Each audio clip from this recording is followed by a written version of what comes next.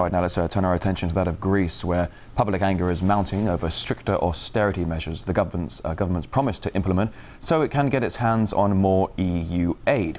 European leaders have approved the next payment in its bailout for Athens, bidding to save the country and the euro from a default. But as RT's Daniel Bushel has been finding out, those who are to pay the price of the new aid package could soon be taken to the streets. The euro's dead. Long live Germany, says top lawyer Markus Kerber. He's suing the German government to stop it bailing out bankrupt neighbours. You cannot save the euro by saving Greece, but on the contrary, you have to get rid of Greece. Greece is no longer a worthy candidate, no longer a worthy member of the European Monetary Union. The nations labelled in derision by some as the pigs of Europe, Portugal, Ireland, Greece and Spain, must drop the currency now, before they drag down other members, warns Kerber. Although Athens last year raised the pension age to 65 and curbed early retirement, other countries believe that Greek workers work less. We'll bail you out a second time, says Chancellor Merkel, but if you want cash in future, you must work longer.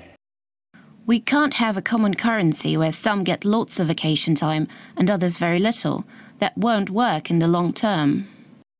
The statement caused uproar in Greece, but they're not happy in the EU's cash capital Frankfurt either, believing the Greeks have had it too easy.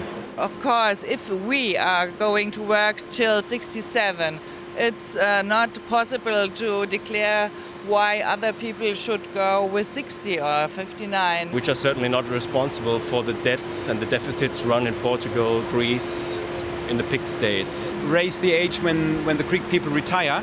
All Greek people, well, we have to work long as well. Germans are at boiling point.